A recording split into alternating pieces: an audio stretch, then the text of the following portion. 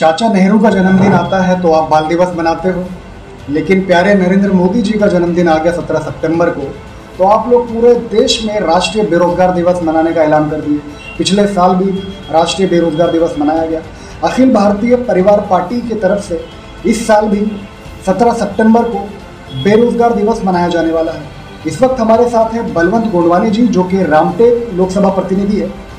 Sir, 17 सितंबर के दिन मोदी जी का जन्मदिन है, तो आखिर क्यों उन्हें आप लोग मतलब चैन से नहीं जीने दे रहे? नहीं, बर्थडे तो मना सकते हैं। चैन जीने देने का मतलब नहीं है। जिस दिन से प्रधानमंत्री बने हैं और उन्होंने ऐलान किया था कि इस देश में कोई भी बेरोजगार नहीं रहेगा, लेकिन आपने देखा होगा कि जब से प्रधानमंत्री बने हुए हैं ज़्यादा से ज़्यादा लोग बेरोजगार हुए। तो आप बता सकते हो, आप खुद भी ये कर सकते हो कि जिन्होंने विश्वास दिलाया था नौजवानों को क्या यहाँ की बेरोजगारी खत्म करेंगे, वो बेरोजगारी बढ़ा रहे हैं।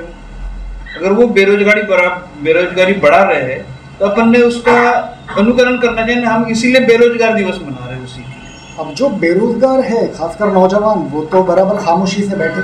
नहीं, आपको ऐसा लगता है, आपने शायद मार्केट में या आप पूरा इसमें ये नहीं है। बेरोजगारी के लिए लोग कितने तड़प रहे हैं। बेरोजगारी, आपने कई बेरोजगारों को मोर्चा लेके दिखा होगा, लेकिन आजकल क्या है कि किसी भी मोर्चे को या किसी को इसको अलाउ ही नहीं है। आप अपना प्रदर्शन कर ही नहीं सकते। इसीलिए तो अखिल भारतीय परिवार पार्टी ने साइलेंट ये करके जो एक पोस्ट कार्ड भेजने के लिए हम पूरे देश के लोगों को कहा है। हम अकेले नहीं हैं, हम देश के लोगों को आह्वान कर रहे हैं कि आप सामने आके तो ये नहीं कर सकते, फेस नहीं कर सकते, क्योंकि आजकल लोग क्या कहते हैं, चेहरा देख लेते हैं और उनके अपोज में काम करना शुरू कर देते हैं। तो आप साइलेंटली पोस्ट कार्ड डालो। पोस्ट कार्ड डालने से क्या होगा कि आप एक प्रकार का विरोध भी हो जाएगा और हमारा काम भी हो जाएगा। पिछले साल किस तरह से आपने 17 सितंबर को बेरोजगार दिवस मनाया? पिछले साल हमने शुरुआत की थी बेरोजगार दिवस की, और हमने जगह जगह पे निर्देशन दे की या पोस्टर, छोटे मोटे पोस्टर, क्योंकि हम बहुत बड़े इस पैमाने पे नहीं लगा सकते थे, छोटे मोटे पैमाने पे पोस्टर लगा के और फेसबुक और व्हाट्सएप से लोगों को जागरूक करते हमने वो इस प्रकार का ऐलान करके हमने पिछले साल ही मनाया। हजारों की नहीं बल्कि लाखों की तादाद में ऐसा नौजवान है, बिलखुसूस विदर्भ में, जो बेरोजगार है बहुत, लेकिन इसके बावजूद मैंने देखा है वो 5-6 हज़ार रुपए की जॉब करने को तैयार है, लेकिन विरोध करने को तैयार नहीं। विरोध, आपने देखा होगा विरोध क्यों नहीं कर रहे करके। अगर आपको विरोध कर रहे हैं तो आपके ऊपर ईडी लगाते हैं, विरोध करते हैं तो आपके घर के ऊपर दूसरे लोग हमला करते हैं। आप फेसबुक पे विरोध करते हो तो आपके ऊपर गालियां ये होती है। तो सारे लोग तो ऐसे खुल के नहीं आ सकते, कुछ लोग डरे हुए भी है अभी। और आपने देखा होगा जब से ये मोदी ये राज चालू है तो लोग, आपने नोटबंदी कितनी विफलता हो गई, लेकिन किसी ने उसका विरोध किया। हम तो ठीक है, नौजवान, नोटबंदी में तो बड़े बड़े लोगों के नैया पार हो गई, लेकिन किसी ने देखा विरोध, और जिन लोगों ने भी विरोध किया उनको दबा दिया गया। तो शुरुआत में मोदी सरकार ने सिर्फ दबाने का काम किया। जो भी कोई उठता है या जो भी कोई ये होता है, आपने देखा होगा कि बड़े बड़े अभी जो नेता लोग हैं, कांग्रेस छोड़ के, सपा छोड़ के, बीएसपी छोड़ के बीजेपी में जा रहे हैं। क्यों जा रहे हैं? क्योंकि उनके जो काला कुछ किया हुआ है वो उनको अपने आप में दबा रहना चाहिए, तो वो उनको दबाते हैं और अपने पार्टी में ले लेते हैं।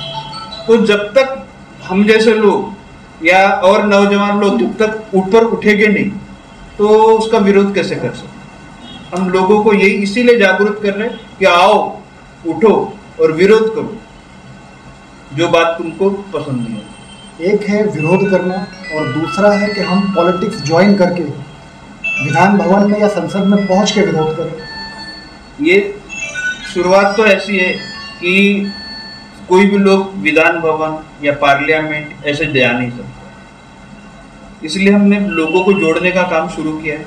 लोगों को जोड़ेंगे और आगे चल के जैसा भी हमको मौका मिला या हम उतने सक्षम हो गए कि हम चुनाव में आगे बढ़ के आ सकते हैं, और हमारी तैयारी शुरू है। चुनाव लड़ेंगे भी और चुनाव में जीतेंगे भी।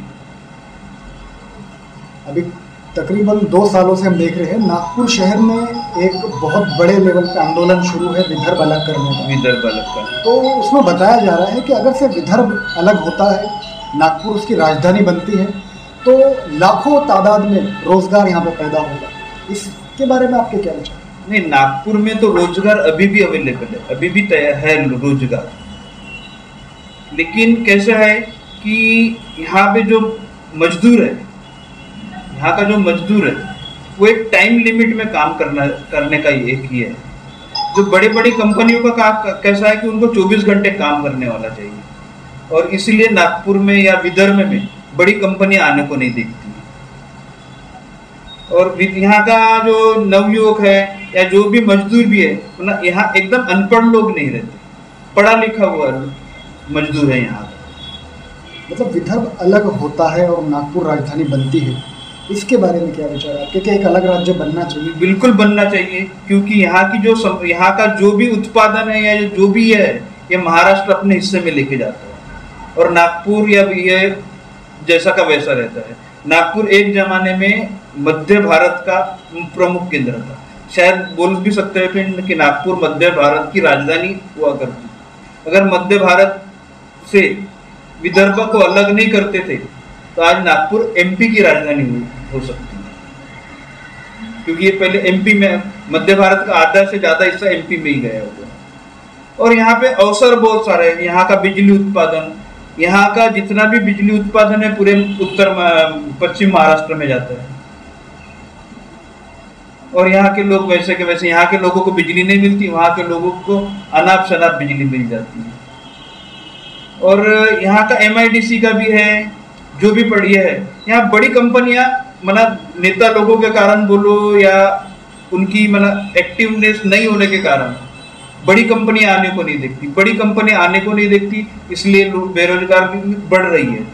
और जैसा एक राजधानी का शहर अगर बनता है नागपुर, वैसे तो मेरे हिसाब से नागपुर को तो इंडिया की राजधानी बनना चाहिए, क्योंकि वो मिडल में और चारों तरफ से सेफ है। अगर उसको बनाते हैं तो इंडिया बहुत ज्यादा सुरक्षित रहेगा। आपको ये मालूम भी होगा कि नागपुर के RBI में ही पूरे इंडिया का सोना बोलो या जो भी मुख्य संपत्ति वो नागपुर के इसमें ही रखी। क्यों रखा है? उनको भी तो कोई कारण होगा, उनको कुछ तो मालूम होगा कि क्यों रखना चाहिए करके नागपुर में, क्योंकि एक सेफेस्ट जगह है।